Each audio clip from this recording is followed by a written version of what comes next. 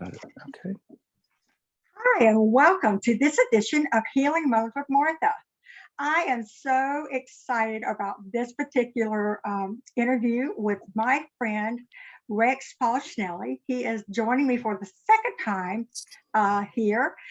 We interviewed last year and we talked about just being a creative artist and his work, but this time around is a little different. And I thought it might be a fun way to kick off this year with a little bit different take on things. And we're going to talk about his brand new CD, Rex. And thank you, Rex Paul Schnelly, for joining us from Franklin, Tennessee. Thanks, Martha. Thanks for having me. It's fun. Always fun. Always fun. It is. Yeah. You are just a delight. And for those who don't know Rex, he can be found on Facebook, and he describes himself as an Imagineer, but this is how I describe it. Skilled, humble, craftsman, a creative artist, producer and friend, and a brother in Christ. And those are just some of the adjectives that I think really represent him well. But we want to talk about this album. If you don't have a copy, go to rexmusic.us and order one today. It is phenomenal. You get the CD. It's so awesome. Look at all this. How fun is this? The words are included, guys, okay? And if you're sweet and kind and nice, you might get an autograph one. So there you go. I know he's doing that for a limited time. So hop on over there. And no, this is not a paid sponsorship. He's not that kind of guy. I'm doing this because I believe in the artists and I believe in the message that Rex has and just the creativeness. And so, Rex, talk to us about this. How long and was this crafted? And I mean, how long did it take you to craft this? It's an incredible project. And I know you're just so proud. So let's talk about that a little bit. Yeah, it's a real difficult time to be an artist right now. There's you kind of have to discover why you do what you do and find a satisfaction in simply doing that, period. And when you're make a living, and in my profession, when they say you eat what you kill, you basically, every project, you make a paycheck and you move on. Right. Well, being an artist, there is no paycheck. In fact, it's an outlay. But having said that, in the new music economy, every classical traditional outlet has either gone away or become schizophrenic in the way it operates. And so, and there is literally at least 42 of these kind of conduits that people can market through. And you include, social media, streaming, record releases, all the way to product placement, sync placement, whatever, there's these streams or whatever. And you have to discover ways that you're really, the visibility is kind of what the ticket is, And so anyway, having said that, to do a record, I really, so a couple of things kind of hit me. Number one is my career has been spent working with Hall of Fame songwriters and working with songwriters and understanding what makes a great lyric, a great melody, great song structure.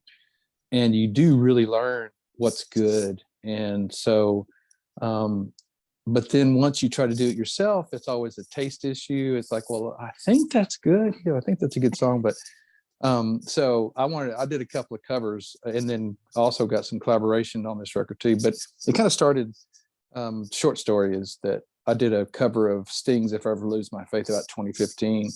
And that got the most response from people by basically saying, they just were going, you need to do that, So I thought, oh, wow. I love that. So got it. Yeah. You need to do and that. Stylistically, and kind of the Sting songwriter, John Mayer, Todd Rundgren, all the classic rock kind of elements, and then some of the newer people that I really love too. But anyway, so I just, okay, I'm gonna do that, and I do it for the love of it.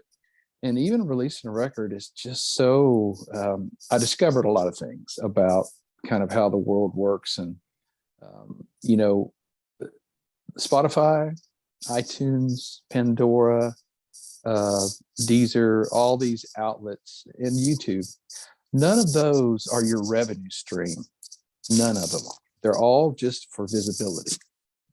Your revenue stream, what I think in my case, in my demographic, is going back to my mailing list and connecting with the people that have already given me their email. And so I'm trying to build friendships and relationships that way, and reconnect with people and connect with people that, appreciate what I do, but then I appreciate what they do too, as far as how that works. So that's this whole project kind of turned out to be this way, and then just communicate. I just think great love songs, or great relationship songs, or great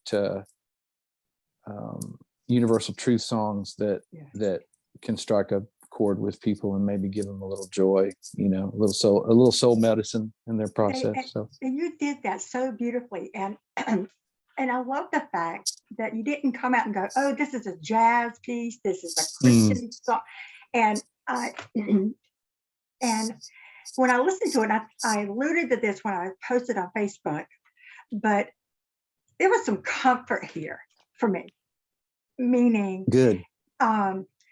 Comfort in a lot of different ways, because there were sounds that sounded a little familiar, because I know there was the influence on music, and I felt like, oh, I have to step back in time in a good way because of the quality that is there. And the live music, it wasn't composition on a computer. You're playing majority of the instruments. You've got fantastic guest musicians on there, but I felt like I had a little bit of, just a hint of like Chicago. I don't mean that ugly. Just the blending and the chording was is amazing. If you have and seriously, if you have ever Rex play, he just has this ability, the way he writes and the chording, and just the way that they come down a third at a time, and then he kind of spins the chord at the end of the phrase, and you're left hanging, wanting more. And it's lovely. It really is. It just is lovely. I'm not the musician that you are by any means, so I like the verbiage that would be best complimentary to you. But I'm so excited about this. Talk to us a little bit about some of the guest musicians. I know you had Eric Johnson and Phil Peggy and a few others. Talk to us about those guys. Yeah. Eric, I will start with Eric. He did my first record back in 2005, and I think we did 2 or 3 tracks, and we even have a song where Phil Kagi and Eric Johnson and I trade solos, which is just kind of crazy. I have friends that have been trying to get Phil Kagi and Eric Johnson together for years. And then out of this relationship that I was able to meet Eric through a friend in Austin. And then I had known Phil, been working with Phil for a while. And so when they both agreed to do that record, it was just amazing. And then another friend, producer, Billboard Producer of the Year for 3 years in a row, Dan Huff, and session guitar player and rock guy, he played on that record as well. And so I just felt blessed. I thought, oh man, if that ever happens again. Well, I meet up with Eric, and I have this song that I would love him to play on, and we I think we met at Panera's in Austin, Texas, real quickly with a friend, and he was just so gracious. He said, "Sure." He said, "Yeah, send me some track. I'll play on it." And so I did, and I don't know, a couple of 3 months later, he called me. And I looked at my phone. I said, Eric Johnson. I thought, wow, Eric. And he goes, Rex. He goes, tell me about this song. And apparently he really liked the song or whatever. And so he did this amazing solo and textures on that one particular song, and just so blessed me. And it was a Leonard Cohen song. Was it Anthem? That's Anthem. Yeah, that's Anthem. Yeah, I thought so. And that's a Leonard Cohen song. And that lyric is just so, and that song by itself has a story. It's not easy to license Leonard Cohen songs. I can imagine. I think Amy Grant did with Hallelujah, and then there's been a couple other times, but also I think rightfully so, they're very protective of his material, because they don't want it to be the banner for somebody that they don't agree with or whatever. And so I completely understand that. And so I was with such respect to Leonard Cohen. I mean, but you nailed it. You really did. In my opinion, I was very fortunate in that I have relationships at Sony, and I went to the guy that does the legacy licensing, and played in the, actually the video was already done. I hadn't even gotten the license yet, but he said, sounds like a great cover to me, you know, you can go for it. And then I went and purchased the license, you know, properly. And so I was really excited about that. So yeah. And then so Eric's is on there, and then Phil Kagi is on. I wrote a song called Maybe Tomorrow that we actually got a chance to play live 3 or 4 times. We did a little tour on his previous record where I put part of my band members put the band together, and then we did a record after that, Illumination, that I'm really proud of too. But yes, it's very good. You can find that on YouTube, actually. Yeah, or just actually, I'm gonna try to get my website up and have all that easy access to find that stuff, hopefully. And that's the thing too, has been how much work it's been to get the digital assets up to par and all that kind of stuff. It is a challenge. I get it. And then there's a guy on here that played Mark Dow, that played saxophone on a song called Mercy. And just, you know, that was a very Stingish type piece, but Mark is just, again, Mark, you know, heard it and was complimentary and was awesome playing on that. So he is amazing. Did he not do, and I was going to say, and I hope you don't mind me saying this, I was surprised that it is absolutely one of my favorite songs, Stay Home With Me. Oh my God. Yeah. I love that. Did he not play saxophone on that? Yeah, he played saxophone on that. That was a COVID. That was not on here. Yeah. And I was like, but that's okay. I mean, I was just gonna say that I was surprised. I keep doing these singles, and to let you know, there's 3 complete records done that are going to be released. And so I'm going to try to, and that's the thing, is I put together a group that felt like it went together and was kind of cohesive in the style, but there's a whole family of music that's fixing to come out, and I just keep writing them too. And that was one that was a COVID baby. So, you know, it was COVID baby. Oh yeah. Yeah, because the guys, the video on that and everything I just loved. I mean, it's just perfect. So you're such a creative soul, the way you put things together. And God, it's just, I felt like, because I know a lot of your from what I know of your career was spent behind the scenes as a producer. And I was just excited to see pure Rex, you know, and I think God was like, yes, that's my guy, you know, and I think he's just really excited for you, and we all are. And well, thanks. Yeah, I appreciate it. I mean that. I mean, he's definitely gifted you with a way of writing, and that is unique to you, that I just love and admire. And you inspire us, other artists who are not, to hone our gifts, you know. And I mean that with most sincerity, Rex. But the first song on your album, Rex, is Dancing with the Pain. Can you give a little glimpse of that? What that was about? Or yeah, it kind of is hidden behind kind of a love song, but anybody who's ever had love and lost it, either through, you know, friendships or divorce or death or parents or whatever it may be, anybody that's lost people and longs to be with those people, you know. And then also just, that's just fodder for songwriting, you know. People relate to love songs, and so that's kind of what that is. All the elements of what loss and longing, and, you know, the way we were built for, you know, to be in social creatures, you know, to bond with people. And so that's just kind of and then Dancing with the Pain is one of those things where we always, if we suffer any of that loss, that pain feels like can be crushing, you know, it can be despair inducing, but it also can be a gift of longing that keeps you pressing to understand that this is the short story. The long, you know, the forever story is coming. This is just a short story, and to redeem that too. So, and musically too, it's great, you know, way to write music. And I did steal from Sting and Level 42 and all these great, you know, music, Bourgeois Tag and Toy Matinee, and, you know, all this like cream of the crop stuff that all my musician friends, including me, songwriters, just love. And so I just said, all right, I'm gonna, like you said, Chicago. Yeah, I mean, Chicago. been, Oh yeah, I can you hear know, some of your songs. I heard a little bit of the Beatles, just a little bit. Chicago yeah, and the Beatles. Like yes, I love this. Yeah, yeah. it's hard not to like music. I'll just say it. And the other one, oh my gosh, the piano on this one, Mm, Unrequited Love. mm. Man, were you doing the piano on that? Yeah, yeah. I do all the instruments That is off the charts. It's on so most of good. this. Yeah, it's Uh, I love yeah, that that. corporate. Actually, it's interesting that chord progression, I think, originally came from an America song, the verse, and Uh, then the chorus is kind of I don't know, Toto meets Chicago meets, and I just love that. I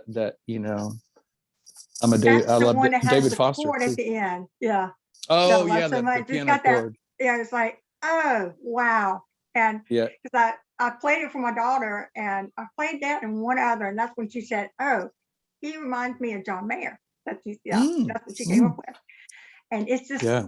that's it's been. I don't have a favorite yet. Ah, That yeah. might be. I like the whole album, and but that one that might be my one of my favorites, and the other one was what is it about? Oh shoot, here we go. Sorry guys. That's what brings me to us. I Yeah. love that.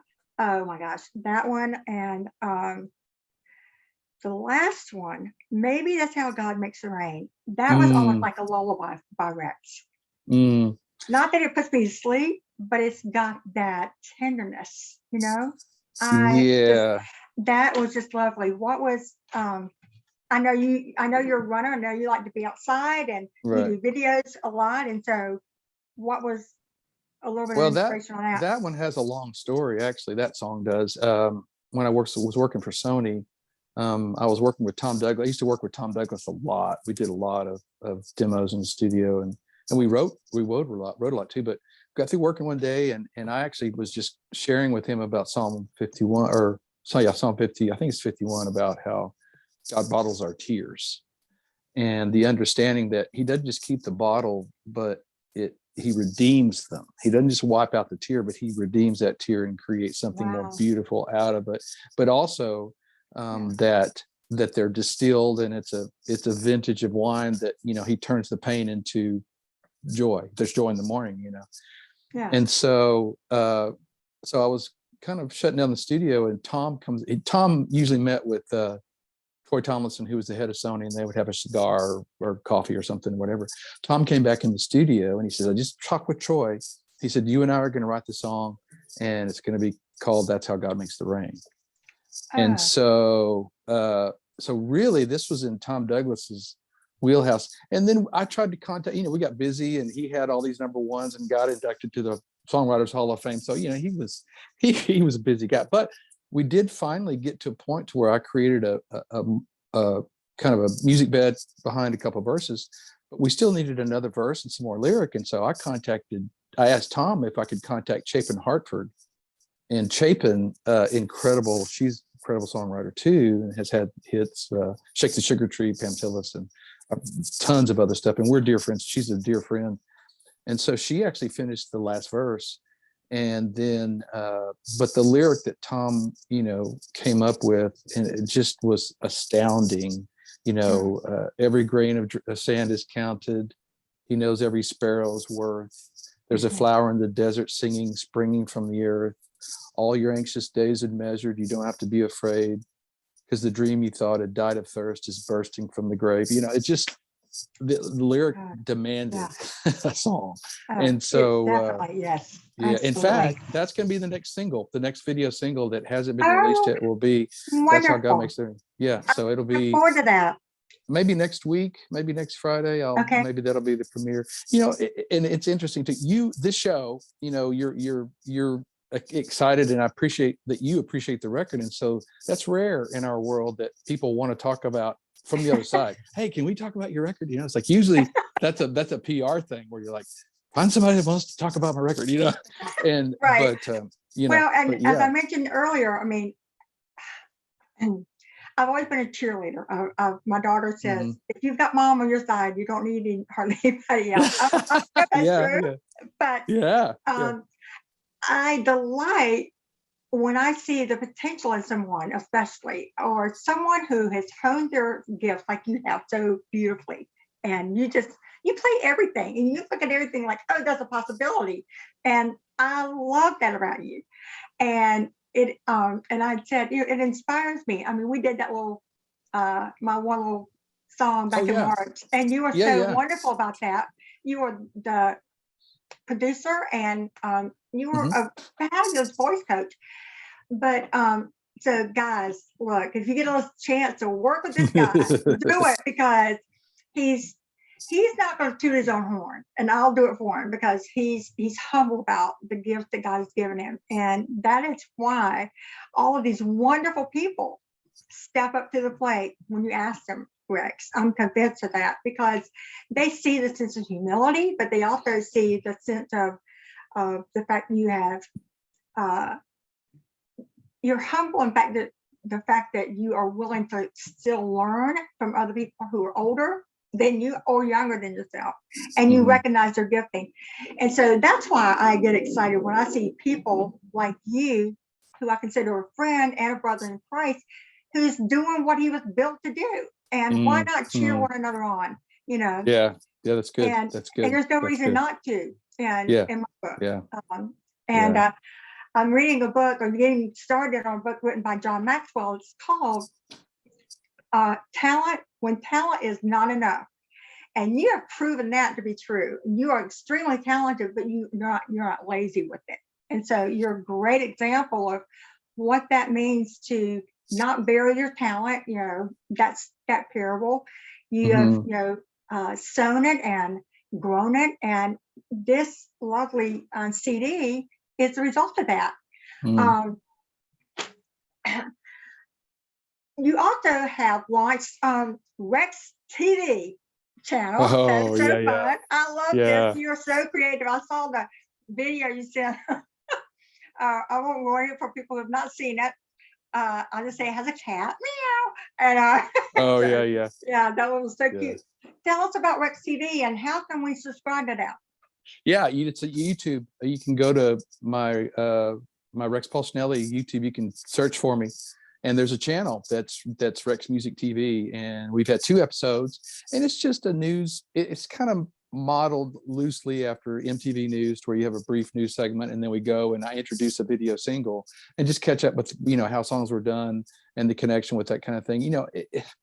Presently, it's what I'm discovering is it's really, like you said, talent's not enough, but also you have to be at a place to where what you deliver as an artist, you have to find a home for that and a comfort factor, and you kind of have to just make the decision or come to a place to say, I'm just going to sing and play. I don't, and it's got to be present at the moment. See, that's where I think I was a little hesitant, is I would do these songs and then I didn't want to do them unless we could do them well, like really high Yeah, quality production. yeah, But in the nature of the mid digital media, you can't do that anymore. In fact, live in front of an iPhone is really, that's the way to do it. And so I just said, you know what? I'm just going to do it and take my lumps and grow and try to be the live guy. And so I'm learning and having fun singing, doing writers, guitar, singer kind of things. And I'll be doing a lot more of that. And there's been a lot of developments just in the past week, really, that we're probably going to be doing a show March 5th. I've been kind of searching for an advocate type person who can help me step up to the next level for me as an artist. And I've worked with a bunch of people, and I'm continuing to work with other people even right now. But one particular connection just kind of fell in my lap last week, and so I'm excited about doing some live stuff in March, and then kicking that off, and possibly there's going to be possibly a record label being born about March. Same time that probably I'll transfer my record over to that label, and we'll kind of use that as I get to use the platform that I'm producing for. And so there's a lot of layers to that. But having that said, that a lot of people are discovering their voice now, yeah, just finding a way to either do a podcast or a video cast or a blog or for me as a musician, I'm finally comfortable just grabbing a guitar and singing for whoever wants to hear it. And so it's taken a long time to find that, and then also to recover the, I don't know, it's kind of burnout. I was just, so many people were like, who would want to be an artist in this market, And it's true. Because if you're it's looking, changed so much. I yeah, mean, we've and there's discussed no this support before, for it. right? There's just Yeah. no way that you can turn it into an economic model that makes sense unless you build it backwards. What I would consider, go to the people who love you and see how you can grow it that way. And it's a slow grow, when that's the best grow. But then, you have to fund your habit. So find a way to make a living. It's a great Find a way habit to to make a have, living. okay? Yeah, and then Yeah. hopefully it can intersect. And that's what mine has done. Finally, I've gotten to the point to where my production is now I'm starting to do my music, and I can kind of start focusing a little bit more, Right. exclusively on that. But again, you got to make a living. So I eat what I can. And I've been real fortunate, extremely fortunate to be able to make a living. And yeah. Well, I know I'm just, like I've said before, I'm really excited for you. I'm excited that you have produced this CD that's all Rex, your music and your songs and your thoughts. And we'll all be cheering you on just to see how God opens the doors and what adventure lies ahead for you. And so that'll be fun to see how he unfolds everything for you. I'll be looking forward to that. Let us know how we can, keep you bolstered up in that. So you, a few changes maybe on the horizon for you. Are you going to be doing any live concerts anywhere that we could, put on our calendar somewhere, or is that a possibility?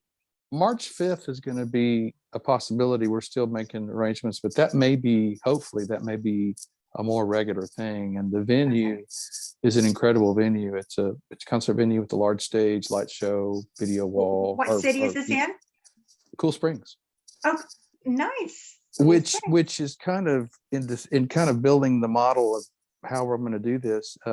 Virtual concerts may be the way to do in the future. And so that's probably going to be where I as an artist, and then also at a label, develop and bring other artists and their skills to the forefront as well. And so made a connection this past week, a very generous, amazing, he's been successful in so many different businesses, but he has a performance venue, is doing this, and his model is incredible, and his facility is incredible too. I'm going to go see it next Saturday, but it's right here in Cool Springs.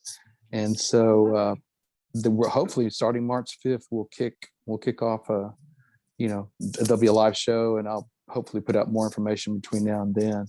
So got to rehearse the band. So, I love it. I love it. Yeah. That sounds wonderful. And right there in your backyard. I mean, how convenient is that, right? Yeah. That is just exciting. It really is. Well, again, we're going to do one more last plug for your CD, Rex. Give everybody the website where they can order these, and it's a win-win, guys. It's the CD and you get the digital download, so you can't lose out on this. Okay, so you can have Rex in the car and Rex at home. So there you go. So go to rexmusic.us, REXMUSIC, Rex Music, all one word, and then .us. That's my website. And on the website, you'll see the YouTubes, the Rex Music TV, which will give you all the information. And just make sure when you go to the website, you'll get to what they call the landing page, and you'll see an email sign up. Make sure you sign up for that email, because when you do, you'll obviously get, the newsletter that comes. I'm sending about 2 or 3 a month or more. Okay. And but you also get freebies. So you'll get a free download if you sign up for the email list. And I think I even accidentally gave away my Hero Shuffle record to some of the people on the email list, but that's okay. I mean, they deserve it. I mean, they gave me their email and they want to know. So I'm gonna be doing that. I'm gonna be giving people that sign up and get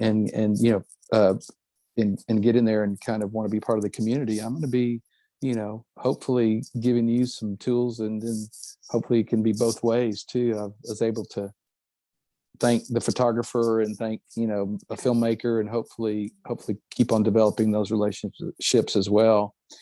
And part of this too, my record hasn't been released yet on the large aggregates, the iTunes, the Spotify, and we had an issue with the name. My artist name on Spotify is Rex Paul, but my record name was Rex. And legally, if you do digital release, they have to match. So I had to go back and change the artwork, and they had to pull from the queue from the inspection, and then they had to go back and do. But wow. it should have Who been done. knew? It should have been done 5 days ago. It should have been released. But once it's released on Spotify and iTunes, then it'll be a lot more visible, and you'll see me. But actually, I've sold out of, not so I'm almost sold out of my CD, but I still have, you know, I don't know, about 40% of my first run. So yeah, it'll be signed, and probably when that first run's gone, that's it. Unless there's a huge demand for physical CDs, you know. Yeah. But there'll always be downloads, and I don't know. I'll probably put some stuff together for some physical stuff too, because I'm an artifact guy. I want to hold it in my hand and read the lyric, you know. So I know I am that girl. yeah. I don't do downloads a lot, and I don't like reading books on Kindle. I want to feel it, touch it, Physical, you know, yeah. mark it up, and yay, Yeah. I've got this, and I'm just that girl. Well, it's old Martha, school. for us, you know, because we're similar demographic, you know, as far as growing up in age and all that kind of. So for us, we'll buy the CD and put it in our CD player. But if we kind of got to that point to where our computer had a CD thing, and so we would pull the CD and then we would just download that onto our computer. And so now that's kind of the mentality, like, Right. wait a minute, Exactly. you know, just give a download to where you automatically get on. You don't have to do the CD thing or whatever. Right. And so there's no more CD players in cars. And so, you know, there's that thing too. However, even the physical thing is getting kind of hard to maintain, you know, like shipping, and then tax structure, like state sales tax that you have to pay too. I mean, everybody's coming for part of the Oh yeah, the they want their part, don't they? but the digital, right. you know, the digital is just a straight 1099. So I kind of prefer the digital now. I'm looking at it going, well, maybe we'll do something special for people that, you know, don't want physical. So yeah. Well, Rex, as always, and I knew you would be fun, and I knew it would be great today. So you're just that guy, and I appreciate you taking time out of your really busy schedule to hang out with me and talk about what Rex is up to, what we can be looking forward to. I'm really excited about the live concerts, and you know, I'm in St. Louis now, and so I'm hoping I'm coming to Nashville on a kind of a regular basis right now, and so maybe I can make one of those. I would love that, but everybody, thank you so much for tuning in to this is first edition of Healing Moments with Martha. We'll be coming back next month. I'm interviewing Gary Forsyth, and he'll be telling his story in February. And so he's another artist. And so again, thank you so much, Rex, and for all my listeners, and blessings to everybody, and have a great night. Thanks, Martha. See ya.